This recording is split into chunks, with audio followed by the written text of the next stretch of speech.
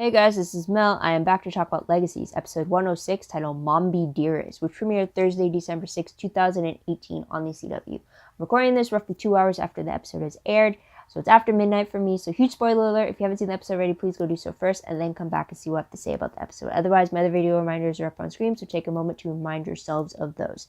We'll try to do this in 15 minutes, so let's start the clock. Let's begin with what happened in this episode. So, episode quote, Mombie Dearest was said by Lizzie to Josie about their birth mother when they were getting ready for their Sweet 16 party. Moving on to timeline, I believe it's the day after the events of 105, so now it is a Friday. It also says it's been 6 weeks since Raphael had triggered his curse by accidentally killing his girlfriend, so there's that as well. Episode reminder, though, is the fact that we get the Sweet 16 celebration for the Saltzman twins, and they're having a huge party to celebrate for that. So that makes them their birthday in March. Today being, what was it, March 17th? Maybe? 15th? March 15th? I don't know. The correct date will be up on screen for you. So there is that. But that was episode reminder. Jeez, I'm so tired. Sorry. Featured creature.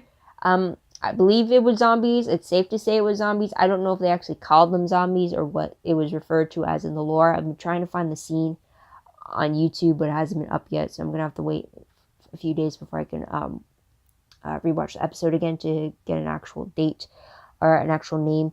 But the whole concept is pretty much the living dead again, or the rising of the dead. But this was done in episode 515 of Supernatural back in 2010. So the tally is now 3 for 2 with the similar creatures done between Supernatural and Legacies. 3 for Supernatural, 2 for Legacies. I'm probably going to keep a tally this whole time, though, but it's very interesting their take on it, because zombies is not a new concept. I mean, every show is bound to do zombies at one point or another, right? But it was very interesting to see how they did it, because in this case, the zombies rose from the dead, but then there was another external force. So in this case, the Necromancer, who took control over them and made the zombies do things that they don't remember doing afterwards. And it wasn't like it was a state of decay and then they turn into zombies. It was like they go in and out of that state from the looks of it. So that was different between the Supernatural zombies, the Walking Dead zombies, and these zombies. So that was pretty cool. So there's that. So episode breakdown, though, pretty much 2 different storylines, although they had sub-storylines within themselves, though. But major one being Zombie Joe Laughlin, and the second one being a Sweet 16 party. So with first storyline, we have Zombie Joe Laughlin, that is the birth mom of the Saltzman twins. We pretty much see the Necromancer controlling the zombies and forcing them to attack with no memory of it, which we see Joe unfortunately do when she's forced to kidnap her own daughter Josie to use as leverage in exchange for the dagger. That turns out fine and well, but that's pretty much the gist of that one. Second storyline with the Sweet 16 party, we do see a bit of bonding between Hope and Raphael, and kind of mending defenses between the two of them as they prepare for party setup, as well as her helping him prepare as Lizzie's date, and then being trapped in the same room together by Penelope's spell for an hour. So there's that. We also see MG taking that absence as his opportunity to impress Lizzie at the party and kind of show that he's the best guy for her, by kind of showing what he's learned about her. So there's that. Last scene of the episode did show Alaric knocking out the Necromancer, who looked like the dead of his own. He looked like he was a dead zombie as well, too, just with more brain function. So we see him knocked out just as he and Dorian were burying Joe's body again at her grave. So there's that. So character-wise, though, we do see a lot of references back to this Vampire Diaries, because Joe had to learn about what happened in the last 16 years since her death.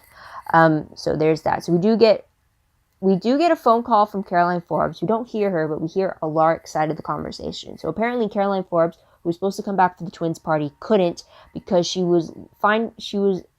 Her absence is explained because she's trying to find a way around the Gemini merge that occurs when the twins are 22. The Gemini merge is something that the Saltzman twins do not know about. It's something that Joe brings up to Alaric, wondering if the twins do know about it.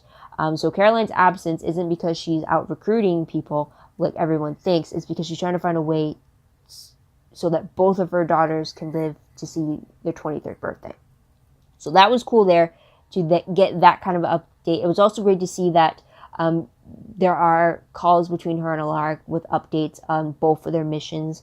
Alaric with a dagger, her with finding loopholes and stuff like that. So that was great. Now, Jo Laughlin, who we get the surprise return of, she hasn't been seen alive and herself since episode 622 of The Vampire Diaries. We saw her body in the first part of season 7, which had unfortunately had a vampire soul inside of it, so it wasn't Jo herself. And then we see Jo's spirit in the series finale of The Vampire Diaries, 816, and she was seen watching over her family as a ghost. But we do see Jo being forced, we later find out, by the Necromancer to take control and do his bidding to try to find the dagger. While she's in control, she's trying to learn more of what she's missed in the last 16 years. So there's that. So with Lizzie, though, we do find out a few of her favorites thanks to MG. We find out that she likes red roses, she likes the color lavender, and her favorite song is Girls Just Want to Have Fun. So there's that. With Josie, though, we find out that she believes she's more like her biological mother, Jo, while she believes that Lizzie is more like Caroline. She also believes that no one will miss her at her own party, which is why she skips out on it to spend some quality time with her birth mom, or her biological mom, I should say. So there's that. Also with MG, we also see him referring the zombies as walkers, which indicates to me that he is a fan of the Walking Dead comics, since we've established in 104 that he was a huge comic book fan. So there is that. So tidbit wise, though, we don't see Landon and we don't see Caleb in this episode. So there's that. We do see that Josie knows about MG's crush on Lizzie. We also see Hope gushing to Emma, the counselor, about her crush on Landon and acting like an actual teenage girl about it. So that's pretty funny there. We also see Hope and Penelope both knowing of each other's hate for Lizzie and kind of using that as inspiration to kill the zombies that were attacking them in the cemetery. So there's that. We also see Raphael telling Lizzie that them sleeping together the previous night was a mistake. And he, earlier on in the episode, had told Hope that he felt like him sleeping with Lizzie felt like he was cheating on his dead ex-girlfriend, which she's only been gone for 6 weeks. So there was that there. So at least it was interesting to get Raphael's headspace about it. Also, we see Hope indirectly referencing one of her aunts. I believe it was Rebecca. And she was doing this when she was teaching Raphael about the party entrance routine with the debutante balls as a reference to her lessons for him. Also, we do see a hate-filled kiss between Josie and Penelope. Penelope makes the first move, but Josie initiates the second kiss. So there is that. Let's move on to the most shocking moment of the episode.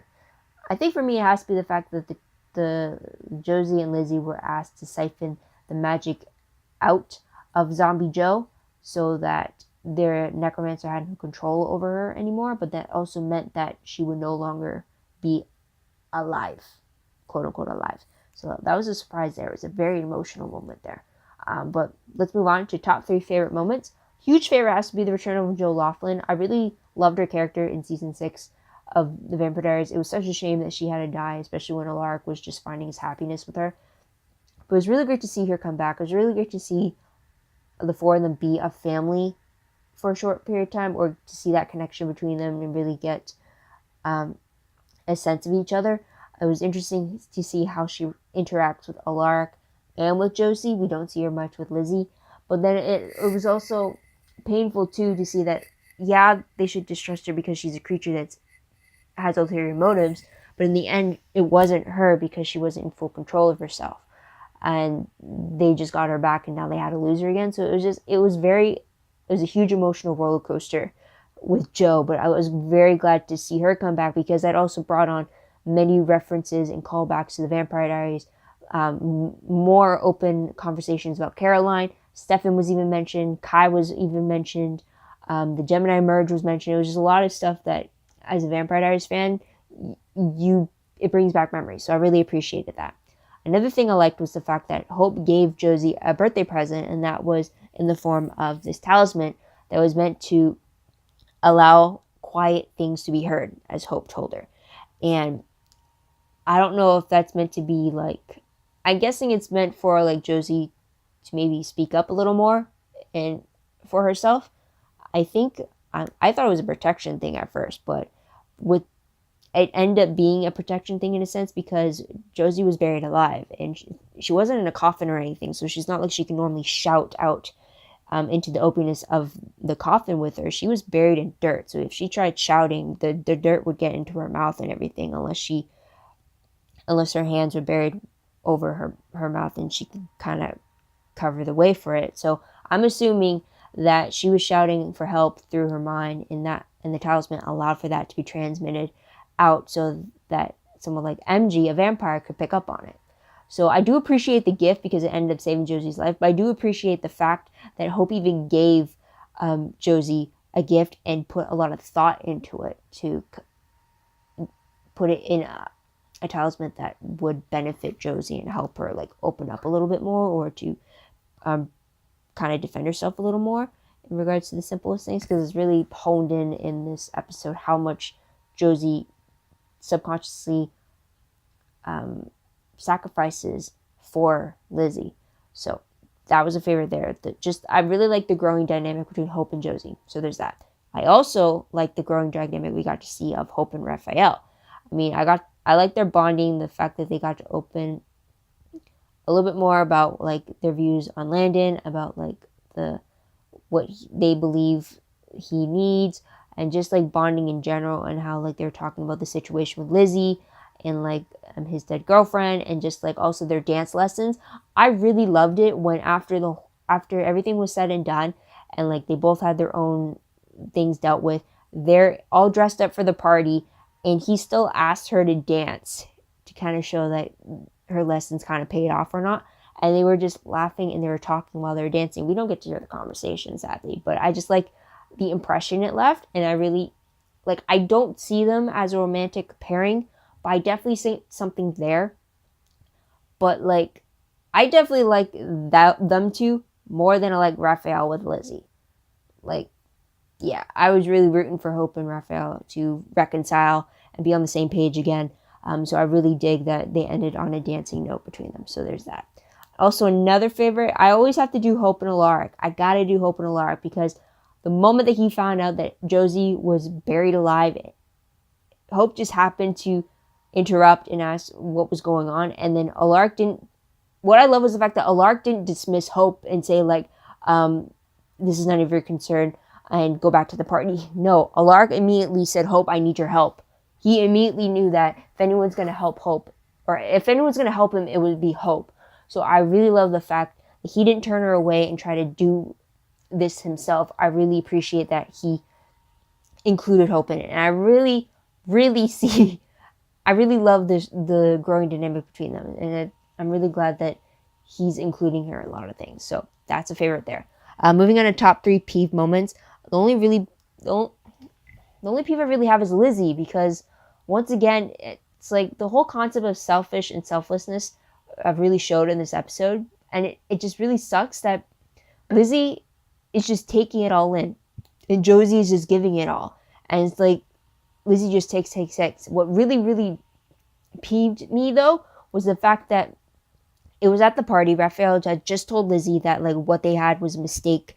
Nothing else is going to go further after this. And Lizzie looked really torn. And I'll admit, I was a little sympathetic towards Lizzie because Raphael's timing about telling her that at the party sucked. But then the moment like you see her, she's about to break down and cry into tears. That's when she asked, "Where's my sister?" And honestly, it felt more like Lizzie was only asking because like in that moment she needed comfort from her sister. And she needed her sister's shoulder to cry on. While the whole time during the party when she was having fun, she didn't care where her sister was. There was no worry about like, well, where's my sister? I'm having fun. Where is she? Why isn't she having fun? No. It was a moment where she needed comfort. She needed something from someone else. That's when she was like, well, where's my sister? That's what pissed me off. Because like during this whole time where Lizzie's having a blast, Josie's being buried alive. And like I thought they were supposed to have this like twin connection thing. I mean, like Josie felt when Lizzie was being paralyzed by the gargoyle, right? Or Lizzie felt when Josie was using dark magic. So why the hell didn't Lizzie feel like something was wrong with Josie? Why didn't she feel like she was losing breath? Or why wasn't she feeling like her air was being constricted because Josie was being buried alive? That's what pissed me off, was the fact that one twin was having fun while the other one was in a life or death situation. And it was only when one twin was not having things her way did she then wonder where her other half was. That's what pissed me off. So I'll leave it at that. But what moment will I remember most when I look back on this episode? Sweet 16 milestone for the twins, and the fact that we got to see the return of Joe Laughlin. There's the timer. Whew. That was a huge breath. So, random questions though. First one, was the Necromancer the one speaking through Joe when her eyes went white, or is that the being that is talking from Malivore that the Dryad was talking about last episode? So there's that. Another question.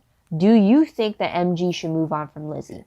I personally think that the display that he did at the party was impressive, and yet she turned him down after that. I really think that should be his final straw for his crush for her. He should just move on from her, because he displayed that he understood her, that he paid attention to her, and he was willing to dance to impress, and he made her laugh, he made her have a good time.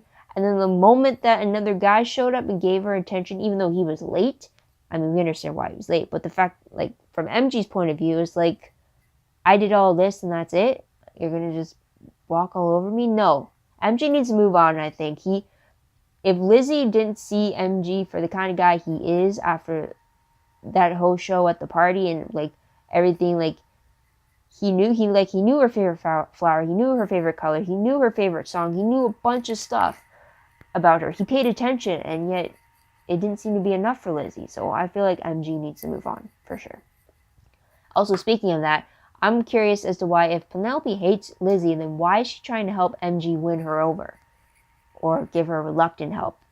Because she definitely seems to want MG to move on from Lizzie, too. So that's a question there. Moving on to a separate question.